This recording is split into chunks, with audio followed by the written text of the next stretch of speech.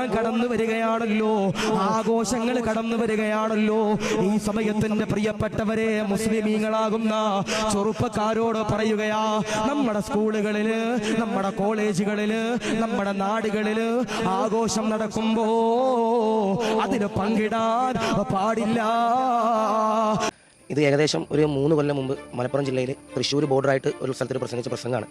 മുസ്ലിം വിശ്വാസികളോട് ഇതിനെ പറ്റിയിട്ട് ഒരു കണ്ടന്റ് ആ ഒരു 3 കൊല്ലം മുമ്പത്തെ കണ്ടന്റ് എന്ത് ചെയ്തു, അപ്ലോഡ് ചെയ്യേണ്ടായി. എല്ലാ സഹോദരങ്ങൾക്കും, ഇനി ഇത് വേറെ ഇതും കരുതേണ്ട, എല്ലാ സഹോദരങ്ങൾക്കും സഹോദരിമാർക്കും ഒരു മതസൗഹാർദ്ദത്തിൻ്റെ പേരിൽ എല്ലാവർക്കും ഓണാശംസകൾ ഞാൻ നേരുകയാണ്.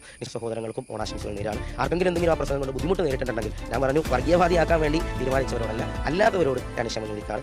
അസ്സലാമു അലൈക്കും, welcome back to Visal media. ഞാൻ ഫക്രുദ്ദീൻ ബന്താവൂർ. ഈ ഓണക്കാലത്ത് ഏറെ വിവാദമായൊരു പ്രഭാഷണമായിരുന്നു ആഷിഖ് ദാരിമി ഉസ്താദിൻ്റെ ഓണം ആഘോഷിക്കുന്നതിനെ കുറിച്ചുള്ളൊരു പ്രഭാഷണം.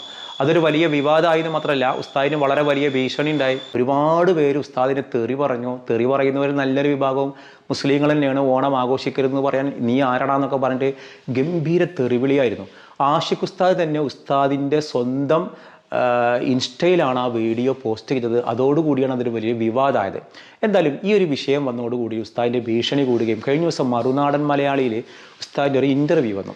ആ ഇൻ്റർവ്യൂ കണ്ടപ്പോഴാണ് അതിൻ്റെ ഒരു ക്ലാരിഫിക്കേഷൻ കൃത്യമായിട്ട് നമുക്ക് മനസ്സിലായത്. ഉസ്താദ് വളരെ എല്ലാ ഇതര മതസ്ഥരോടും വളരെ സ്നേഹമുള്ളൊരു ഉസ്താദാണ്. ആ ഉസ്താദ് 3-4 വർഷം മുൻപ് തൃശ്ശൂർ ജില്ലയുടെയും മലപ്പുറം ജില്ലയുടെയും ഒരു ബോർഡറിൽ വെച്ച് നടത്തിയൊരു പ്രഭാഷണത്തിൻ്റെ ചെറിയൊരു ഭാഗം ഈ ഓണത്തിൻ്റെ നാളിൽ ഉസ്താദിൻ്റെ ആളുകൾ തന്നെയാണ് ഉസ്താദിൻ്റെ ഇൻസ്റ്റയിൽ അത് പോസ്റ്റ് ചെയ്തത്.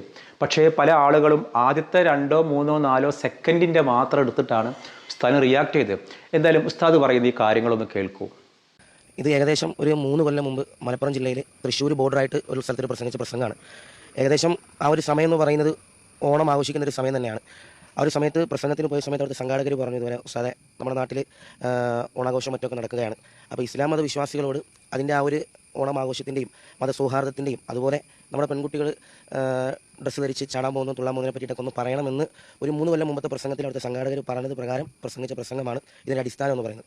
ഇപ്പോൾ ഏകദേശം ഒരു 2 ആഴ്ച മുമ്പ് ഈ ഓണവുമായി ബന്ധപ്പെട്ടുകൊണ്ട് എൻ്റെ ഇൻസ്റ്റാഗ്രാമിൽ തന്നെ എൻ്റെ കാര്യങ്ങളൊക്കെ നോക്കുന്ന ആൾ ഇത് എഡിറ്റ് ചെയ്യുകയും സ്വാഭാവികമായിട്ടും മുസ്ലിം വിശ്വാസികളോട് ഇതിനെ പറ്റിയിട്ട് ഒരു കണ്ടന്റ് ആ ഒരു 3 കൊല്ലം മുമ്പത്തെ കണ്ടന്റ് എന്ത് ചെയ്തു, അപ്ലോഡ് ചെയ്യേണ്ടായി.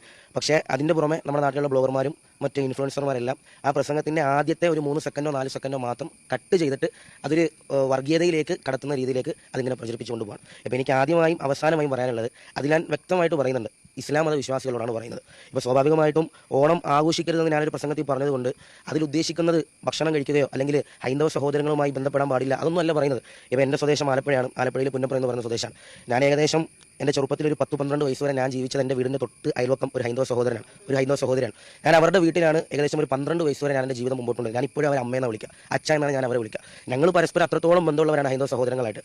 ഞാൻ ആ ഒരു വീഡിയോയിൽ പ്രസക്തമായിട്ട് ഞാൻ ഏറ്റവും അടിവരയിട്ടുകൊണ്ട് പറഞ്ഞിരിക്കുന്നത്, തട്ടം ധരിച്ചുകൊണ്ട് ഡാൻസ് കളിക്കാൻ പാടില്ല, അല്ലെങ്കിൽ സ്വാഭാവികമായിട്ടും നിലവിളക്ക് കൊളുത്താൻ പാടില്ല, അല്ലെങ്കിൽ സ്വാഭാവികമായിട്ടും സ്കൂൾ കോളേജുകൾ അത്തപ്പൂക്കള മത്സരങ്ങൾ അതൊക്കെ നടക്കുമ്പോൾ സെറ്റ് സാരി എടുത്തുകൊണ്ട് ഔറത്ത് അവരുടെ ശരീരം മറക്കാതെ അങ്ങനെയുള്ള കാര്യങ്ങളിലേക്ക് പോകാൻ പാടില്ല. ഇതാണ് ആ ഒരു പ്രസംഗത്തിൻ്റെ ആകത്തുക എന്ന് പറയുന്നത്. പക്ഷേ ചില ആളുകൾ അത് ഒരു ഒടിച്ചു മടക്കിയിട്ട് ആഷിഖ് ദാരിമി എന്ന് പറയുന്ന പ്രഭാഷകൻ വർഗീയത തുപ്പി എന്ന് പറഞ്ഞ രീതിയിൽ അത് ആക്കി തീർക്കുന്നത് എന്നതിന് ശ്രമം അറിയില്ല. ഇപ്പോൾ ഏകദേശം 2 ആഴ്ച എൻ്റെ മൊബൈൽ ഫോണിലേക്ക് ഭീഷണി വരെ വരുന്നുണ്ട്. ഇത് സ്വാഭാവികമായിട്ടും നല്ലൊരു രീതിയിൽ ഇതൊന്ന് അവസാനിപ്പിക്കണമെന്ന് ആഗ്രഹിക്കുന്ന ആളുകളായിരുന്നെങ്കിൽ സ്വാഭാവികമായിട്ടും അവരുടെ സ്വന്തം ഐഡന്റിറ്റി വെളിപ്പെടുത്തിയിട്ട് എന്നെ ഫോൺ വിളിച്ചത്. ഇപ്പോൾ ഏകദേശം വെള്ളിയാഴ്ച ദിവസം രാത്രി 9 മണിക്ക് എൻ്റെ ഫോണിലേക്ക് സ്പെഷ്യൽ ബ്രാഞ്ചിൽ നിന്നാണ് ഐസക് എന്ന് പറയുന്ന ഒരാളെ വിളിച്ചു. സ്വാഭാവികമായിട്ടും എനിക്കെതിരെ ഒരാൾ പരാതി തന്നിട്ടുണ്ടെന്ന് പറയുകയും ഞാൻ ഐസക് എന്ന് പറയുന്ന സാറിനോട്, സാർ ആരാണ് എനിക്കെതിരെ പരാതി തന്നത്? കാരണം എനിക്ക് ഇതിനു മുമ്പും സ്വാഭാവികമായിട്ടും പ്രസംഗിച്ചിട്ട് പലരും എനിക്കെതിരെ പരാതി കൊടുത്തിട്ടുണ്ട്. ഇസ്ലാമിക വിശ്വാസികൾ തന്നെ പരാതികൾ എന്തെങ്കിലും അടിസ്ഥാനത്തിന് പുറമെ സ്വാഭാവികമായിട്ടും വൈരാഗ്യത്തിലൊക്കെ പ്രകാരം നമ്മൾ സ്വാഭാവികമായിട്ടും ആദ്യം തന്നെ നമ്മൾ പറയുന്നത് ഇസ്ലാം വിശ്വാസികളോടാണ് ആദ്യം നമ്മൾ പറയുന്നുണ്ട്. എന്ത് വിഷയമാണ് ഇസ്ലാം വിശ്വാസികളോടാണ്. കാരണം ഇസ്ലാമിൻ്റെ ഒരു കൺസെപ്റ്റാണ് നമ്മൾ പറയുന്നത്. കാരണം ഞാനൊരു മതപ്രഭാഷകനാണ്, ഞാനൊരു മതപണ്ഡിതനാണ്, ഞാനൊരു പള്ളിയിൽ ജോലി ചെയ്യുന്ന ഒരാളാണ്. അപ്പോൾ സ്വാഭാവികമായിട്ട് ഞാൻ പറയുന്നത് ഇസ്ലാം മത വിശ്വാസികളോടാണ്. അവർക്കും പിന്നെ സ്വാഭാവികമായിട്ടും എനിക്കെതിരെ വന്ന് തെറി പറയുന്നതിൽ ഏകദേശം ഒരു 90% ആളുകളും ഹൈന്ദവ സഹോദരങ്ങളല്ല, ക്രൈസ്തവ സഹോദരങ്ങളല്ല, മുസ്ലിം സഹോദരങ്ങളാണ്. പക്ഷേ എനിക്കിപ്പോഴും അന്നും ഒന്നും പറയാനുള്ളത്, ഈ മുസ്ലിം സഹോദരങ്ങൾ എന്ന് പറയുന്ന ഇസ്ലാമിൻ്റെ ഒരു കൺസെപ്റ്റ് മനസ്സിലാക്കണില്ല. നമ്മളിപ്പോഴും പറയുന്നത് ഇപ്പോൾ ഇന്നലെ എനിക്ക് പ്രസംഗം കൊടകിലായിരുന്നു. ഞാൻ അവിടെ പ്രസംഗിക്കുന്നതിന് തൊട്ടപ്പുറത്ത് ഒരു മതിലിൻ്റെ തൊട്ടപ്പുറം അമ്പലം, അതിൻ്റെ തൊട്ടപ്പുറത്ത് ഒരു ക്രൈസ്തവ ആരാധനാലയമാണ്. അപ്പോൾ അവിടെ നിന്ന് ആളുകളൊന്നും പ്രസംഗിക്കുന്നുണ്ട്. ഞാൻ അവിടെ ഇന്നലെ അത് യൂട്യൂബ് ലൈവ് നോക്കാൻ കാണാൻ കഴിയും. ഞാൻ അവിടെയും പ്രസംഗിച്ചിരിക്കുന്നത് നമ്മുടെ തൊട്ട അയൽവാസി ഒരു ഹൈന്ദവ സഹോദരനാണ്. അദ്ദേഹം വന്ന് നമ്മളെ ഒരു രമേശ് എന്ന് പറയുന്ന സഹോദരനാണ്, ഒരു സുനിൽ എന്ന് പറയുന്ന ഒരു സഹോദരനാണ്. അവർ വന്നിട്ട് നമ്മളെ ഭക്ഷണം കഴിക്കാൻ വേണ്ടി വിളിക്കുകയും നമ്മൾ പോയി ഓണസദ്യ കഴിക്കുന്നതിന് ഇസ്ലാം യാതൊരുവിധ തടസ്സവും പറയുന്നില്ല. അല്ലെങ്കിൽ തൊട്ടപ്പുറത്ത് ഒരു ചേച്ചി വന്നിട്ട്, ഇപ്പോൾ എൻ്റെ ഉമ്മ ഷൈമ എന്ന് പറയുന്ന സഹോദരി, എൻ്റെ തൊട്ടപ്പുറത്ത് അപ്പുറത്തെ വീട്ടിൽ ചേച്ചി വന്നിട്ട് എൻ്റെ ഉമ്മാനോട് പറയാം, ഷൈമ വീട്ടിൽ ഭക്ഷണം ഉണ്ടാക്കണം, ഓണസദ്യ ഉണ്ടാക്കണം, ആളില്ല, ഒന്ന് കൂടെ വരുമെന്ന് ചോദിച്ചാൽ അതിൽ പോയി പങ്കെടുക്കണമെന്ന് ഇസ്ലാമിൽ യാതൊരു കുഴപ്പമില്ല. അതിന് പുറമെ നമ്മൾ സെറ്റ് സാരി എടുത്ത് അല്ലെങ്കിൽ തലമറക്കാതെ അല്ലെങ്കിൽ മഫ്ത് ഇട്ട് തന്നെ ഡാൻസ് കളിക്കാൻ പോവുകയും അല്ലെങ്കിൽ വേറെ എന്തെങ്കിലും ഇസ്ലാം പറയാത്ത കാര്യങ്ങളിലേക്ക് പോവുകയും അതിനെതിരെയാണ് ഈ ഒരു പ്രസംഗത്തിൽ വ്യക്തമായിട്ട് പറഞ്ഞിട്ടുള്ളത്. അപ്പോൾ ആദ്യത്തെ 4 സെക്കൻഡ് മാത്രം കേട്ടിട്ടാണ് പല ആളുകളും ഈ വർഗീയത. ഞാൻ ഇന്നലെ പറഞ്ഞതുപോലെ ഐസക് എന്ന് പറയുന്ന ഒരാൾ സ്പെഷ്യൽ ബ്രാഞ്ചിൽ നിന്ന് വിളിച്ചു, അദ്ദേഹത്തിനോട് ചോദിച്ചു ആരാണ് എനിക്കെതിരെ പരാതി എന്നത്. അപ്പോൾ എന്നോട് പറഞ്ഞു ഞങ്ങൾ സ്വമേധയാ കേസെടുത്താൽ. അപ്പോൾ ഞാൻ സ്വാഭാവികമായിട്ട് ആദ്യം പിന്നെയും ചോദിച്ചു, ആദ്യമേ സാറ് പറഞ്ഞത് എനിക്കെതിരെ ആരും ഒരാൾ പരാതി എന്നുള്ളതാണ്. അവസാനം അയാൾ ഫോൺ കട്ട് ചെയ്ത് പോയത്. അപ്പോൾ സ്വാഭാവികമായിട്ട് നമ്മൾ പിന്നെ അതിൻ്റെ പുറകെ അന്വേഷണം. ഇപ്പോഴും അദ്ദേഹത്തിൻ്റെ ഫോൺ സ്വിച്ച് ഓഫ് ആണ്. ഞാനും എൻ്റെ വണ്ടി ഓടിക്കുന്ന കുട്ടികളൊക്കെ അദ്ദേഹത്തെ 2 ദിവസമായിട്ട് വിളിക്കുകയാണ്. ഇതിൻ്റെ ഒരു നിജസ്ഥിതിയാണ്. പക്ഷേ 2 ദിവസമായിട്ട് ഒരു പോലീസ് ഓഫീസറാണെന്ന് പറഞ്ഞ് വിളിച്ച ഒരാൾ ഫോൺ സ്വിച്ച് ഓഫ് ചെയ്ത് വെക്കണമെങ്കിൽ അതിനർത്ഥം നമുക്ക് മനസ്സിലാക്കാൻ കഴിയും. ഞാനതിൻ്റെ ഒരു എന്നെ എത്രയോ ഭീഷണിയൊന്നും എൻ്റെ വണ്ടിക്ക് കല്ലെറിയെന്ന് പറഞ്ഞിട്ടുണ്ട്, അല്ലെങ്കിൽ എന്നെ ആക്രമിക്കുമെന്ന് പറഞ്ഞാൽ. ഇപ്പോൾ ഇന്നലെ രാത്രി ഒരു 10 മണിക്ക് വേറൊരു സഹോദരൻ ഗൾഫിൽ നിന്ന് വിളിച്ചിട്ട് ഭയങ്കര ഭീഷണിയാണ്. ഇവരൊന്നും ഈ 3 സെക്കൻഡിൻ്റെ അപ്പുറത്തേക്ക് പ്രസംഗം അവർ നോക്കണില്ല. അല്ലെങ്കിൽ യൂട്യൂബിൽ അതിനെപ്പറ്റി ഒന്ന് നോക്കിക്കഴിഞ്ഞാൽ ബാക്കി പ്രസംഗം അറിയാൻ കഴിയും. ഇതൊന്നും നോക്കാതെ ആദ്യത്തെ ഒരു 3 സെക്കൻഡ്, അവർ 3 സെക്കൻഡിൽ പറയുന്നത് തന്നെയാണ് ഞാൻ വ്യക്തമായിട്ട് ഓണം ആഘോഷിക്കാൻ പാടില്ല എന്ന് ഞാൻ പറയുന്നുണ്ട്. പക്ഷേ അതിൻ്റെ അപ്പുറത്തേക്ക് സ്വാഭാവികമായിട്ട് ഇപ്പം ചില ഓൺലൈൻ മീഡിയകളൊക്കെ നമ്മളിപ്പോൾ സ്വാഭാവികമായിട്ട് നമുക്ക് കാണാൻ കഴിയും. ഏതെങ്കിലും ഒരു ഫേമസ് ആയിട്ടുള്ള ഒരാൾ എന്തെങ്കിലും പറഞ്ഞു കഴിഞ്ഞാൽ അതിനെ വളച്ചൊടിച്ചിട്ട് തംബ്നെയിൽ ക്രിയേറ്റ് ചെയ്തിട്ട് ഇന്നത്തെ കാലഘട്ടത്തിൽ അത് മറിച്ച് വിൽക്കുന്ന ഒരു കാലഘട്ടമാണ്. ആ ഒരു കാലഘട്ടത്തിലാണ് ഞാൻ ഈ പ്രസംഗം പറഞ്ഞിരിക്കുന്നത് എന്നെനിക്ക് 100% ഉറപ്പുണ്ട്. പിന്നെ ഏകദേശം ഒരു 3 കൊല്ലം മുമ്പ് പറഞ്ഞ പ്രസംഗം 3 കൊല്ലം മുമ്പ് സ്വാഭാവികമായിട്ടും സോഷ്യൽ മീഡിയ ഇത്രയും റീച്ചല്ല. 3 കൊല്ലം കഴിഞ്ഞപ്പോൾ സോഷ്യൽ മീഡിയ റീച്ചായി. അപ്പോൾ സ്വാഭാവികമായിട്ടും ഈ ഒരു സമയത്ത് എങ്ങനെയൊക്കെ ഈ ഭാഷിക താരം എന്ന് പറയുന്ന ഒരു പ്രഭാഷകനെ എങ്ങനെയൊക്കെ ഒരു വർഗീയത ചുമക്കുന്ന ഒരാളാക്കാം എന്ന രീതിയിലേക്ക് ഇന്ന് ആളുകൾ പോവാണ്. അതെനിക്ക് സങ്കടമുണ്ട്. കാരണം നമ്മൾ പറഞ്ഞത് വേറൊരു രീതിയിലാണ്, പക്ഷേ ആളുകൾ കണ്ടെത്തിയത്. പക്ഷേ ഇപ്പോഴും അതിൻ്റെ ഇടയിൽ കമന്റ് നോക്കിയാൽ കാണാൻ കഴിയും അതിനെ സപ്പോർട്ട് ചെയ്യുന്ന ആളുകളുണ്ട്, സപ്പോർട്ട് ചെയ്യുന്ന ഹൈന്ദവ സഹോദരങ്ങളുണ്ട്, സപ്പോർട്ട് ചെയ്യുന്ന ആളുകളുണ്ട്. ഇപ്പോൾ നമുക്ക് സ്വാഭാവികമായിട്ടും ഈ വർഷത്തെ ഓണം നമ്മൾ നോക്കിക്കഴിഞ്ഞാൽ നമുക്ക് മനസ്സിലാക്കാൻ കഴിയും ഏറ്റവും കൂടുതൽ ഹിറ്റായിട്ടുള്ള റീലുകളെല്ലാം മുസ്ലിം കുട്ടികളാണ്, മുസ്ലിം പെൺകുട്ടികളാണ്. ഇപ്പോൾ തൊട്ടടുത്ത് നമ്മുടെ ഈ തൊടുപുഴ പരിസരത്ത് ഒരുപാട് കോളേജുകളുണ്ട്. പിന്നെ കുറേ ആളുകൾ ഞാൻ ആ പ്രസംഗിച്ച ക്ലിപ്പ് എടുത്ത് വെച്ചിട്ട് എന്നോടൊരു വൈരാഗ്യ ബുദ്ധി എന്നുള്ള രീതിയിൽ സ്വാഭാവികമായിട്ടും ഞങ്ങൾ ഡാൻസ് കളിച്ചിട്ട് ഉസ്താദെ അടങ്ങും എന്ന രീതിയിലൊക്കെ വീഡിയോ ഇറക്കുന്നുണ്ട്. ഞാൻ നഷ്ടം എനിക്കല്ല, എനിക്കത്ര പറയാം. ഞാനൊരു മതപണ്ഡിതനാണ്, ഞാനൊരു പ്രസംഗത്തിന് ദീനി ദേവത്തിന് പോകുന്ന ഒരാളാണ്, ഞാനൊരു പള്ളിയിൽ സേവനം ചെയ്യുന്ന ഇമാമാണ്. ഞാൻ പള്ളിയിലും പറയാറുണ്ട്, സദസ്സുകളിലും പറയാറുണ്ട്, നിങ്ങൾ ഹൈന്ദവ സഹോദരങ്ങൾ സ്നേഹിക്കണം. ഇപ്പോൾ ഞാനൊക്കെ സ്കൂളിൽ പഠിക്കുന്ന സമയത്താണ്, ഇപ്പോഴാണെങ്കിലും എനിക്ക് ഒരുപാട് ഹൈന്ദവ സഹോദരങ്ങളുണ്ട്. എന്നെ വണ്ടി ഓടിക്കാൻ വേണ്ടി ഹൈന്ദവ സഹോദരങ്ങൾ വരാറുണ്ട്. അതിലൊന്നും നമുക്ക് പ്രശ്നമോ പ്രയാസമോ ഒന്നുമില്ല. ഇപ്പോൾ കഴിഞ്ഞ ഒരു 2 മാസം മുമ്പ് എൻ്റെ അനുജത്തിയുടെ കല്യാണം നടന്ന സമയത്ത് എൻ്റെ വീടെന്ന് പറഞ്ഞാൽ പുന്നപ്രയിൽ ആ ഒരു ഏരിയയിൽ എൻ്റെ വീട് മാത്രമേ മുസ്ലിം വീടുണ്ടാവും. തൊട്ടപ്പുറത്ത് സഹോദരിമാരെല്ലാം ഹൈന്ദവ സഹോദരികളാണ്.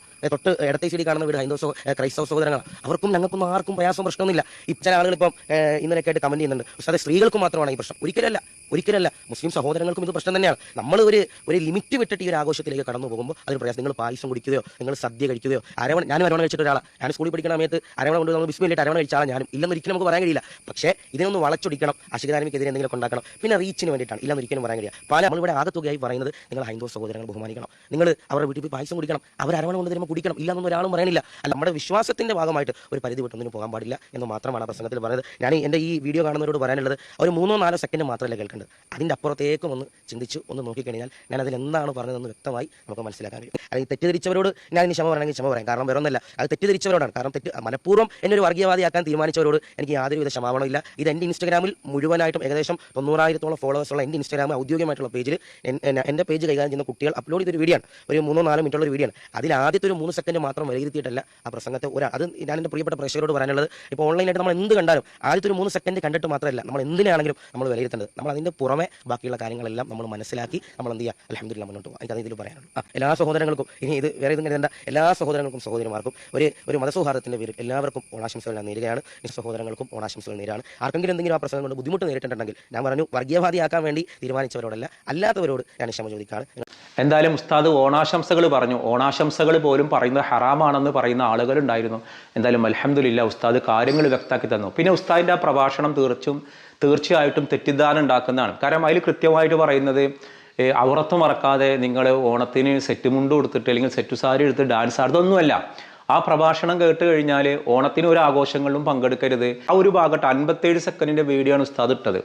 ആ ഒരു വീഡിയോ കണ്ടു കഴിഞ്ഞാൽ തീർച്ചയായിട്ടും തെറ്റിദ്ധാരണ ഉണ്ടാവും. എന്തായാലും ഉസ്താദ് ആ വിഷയം കൃത്യമായിട്ട് മറുപടി പറഞ്ഞെന്നും ഉസ്താദ് എന്താണ് ഉദ്ദേശിച്ചതല്ല ഉസ്താദിൻ്റെ ആ പറച്ചിൽ വന്നത്. എന്തായാലും അൽഹംദുലില്ലാഹ് നമ്മൾ എന്തെങ്കിലും കാര്യങ്ങൾ കാണുമ്പോൾ ആളുകളെ അടച്ചാക്ഷേപിക്കാനോ അല്ലെങ്കിൽ കുറ്റപ്പെടുത്താനൊന്നൊരു കാര്യമില്ല. ഉസ്താദ് പറഞ്ഞത് ഒരു മതപ്രബോധന വേദിയിൽ ആ മതം ഫോളോ ചെയ്യുന്ന ആളുകളോടാണ്. പക്ഷേ വേറെ ചില ഉസ്താദുമാരൊക്കെ ഈ ഓണത്തിൻ്റെ ഭാഗമായിട്ട് അങ്ങോട്ടും ഇങ്ങോട്ടും സ്നേഹപ്രകടനങ്ങളും ഓണ ആശംസകൾ നൽകലും പിന്നെ സദ്യക്ക് പരസ്പരം ഷെയർ ചെയ്യലും പായസം കുടിക്കലും ഇതൊന്നും തെറ്റായ കാര്യങ്ങളല്ല. ഇതൊക്കെ വേറെ ഉസ്താദും പറയുന്നുണ്ട്. ഇപ്പോൾ ആഷിഖ് ദാരിമി ഉസ്താദും പറയുന്നുണ്ട്. ഉസ്താദ് ഉദ്ദേശിച്ച കാര്യം എന്താണ്, ഈ ഒരു ഓണത്തിൻ്റെ ഭാഗമായിട്ട് റീച്ച് കിട്ടാൻ വേണ്ടിയിട്ട് കുറേ തുള്ളിച്ചാടി നടക്കുന്ന രീതികളുണ്ട് സ്കൂളുകളിലും കോളേജുകളിലും.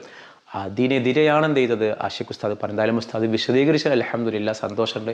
ഒരുപാട് പേർക്ക് ആ തെറ്റിദ്ധാരണ നീങ്ങാനിടയായി. ഉസ്താദിൻ്റെ ഉള്ളിലുള്ള ഒരു പക്ഷേ ആ പ്രഭാഷണത്തിൻ്റെ മുൻപും ശേഷവും കേട്ട ആളുകൾക്ക് കുഴപ്പമില്ല. കാരണം ഉസ്താദ് 57 മിനിറ്റിൻ്റെ 57 സെക്കൻഡിൻ്റെ വീഡിയോ മാത്രമാണ് എന്ത് ചെയ്തത്, ഉസ്താദ് ഇൻസ്റ്റയിൽ പോസ്റ്റ് ചെയ്തത്. പിന്നെ പലരും ആ സമയത്ത് പറയണ്ടായി, ഇതൊക്കെ പഴയ പ്രഭാഷണങ്ങൾ എന്തിനാണ് കുത്തിപ്പൊക്കുന്നത്. ആരും കുത്തിപ്പൊക്കിയതല്ല, ഉസ്താദ് തന്നെയാണ് ആ വീഡിയോ ഇൻസ്റ്റയിൽ പോസ്റ്റ് ചെയ്തത്. അത് ഇൻ്റർവ്യൂവിൽ ഉസ്താദ് പറയുന്നുണ്ട്. എന്തായാലും അൽഹംദുലില്ലാ വിഷയങ്ങളൊക്കെ രമ്യമായി പരിഹരിക്കട്ടെ. അതിൻ്റെ പേരിൽ ഒരിക്കലും ഉസ്താദിനെ കല്ലെറിയാനോ അല്ലെങ്കിൽ അധിക്ഷേപിക്കാനോ ചെയ്യാൻ പാടില്ല എന്നുള്ളതാണ് എനിക്ക് തോന്നിയിട്ടുള്ളത്. എന്തായാലും ഉസ്താദിൻ്റെ ഒരു വിശദീകരണത്തെ കുറിച്ചിട്ട് എന്താണ് നിങ്ങളുടെ അഭിപ്രായം, നിങ്ങൾ താഴെ ഒന്ന് കമൻറ്റ് ചെയ്യുക. ഞാനെന്ന് ചോദിക്കുന്ന ഒരു ചോദ്യം, ഹബീബായ നബി സല്ലല്ലാഹു അലൈഹി വസല്ലമ ജനിച്ചൊരു സമയമുണ്ട്. ജനിച്ച ദിവസം നമുക്കറിയാം, റബീഉൽ അവ്വൽ 12 ജനിച്ചൊരു സമയം ഏകദേശം ഒരു സമയം എത്രയാണെന്ന് അറിയാവുന്ന ആളുകൾ താഴെ ഒന്ന് കമൻറ്റ് ചെയ്യണേ. ഇൻഷാ അല്ലാഹ് നമുക്ക് മറ്റൊരു ദിവസം മറ്റൊരു വീഡിയോയുമായി വീണ്ടും കാണാം.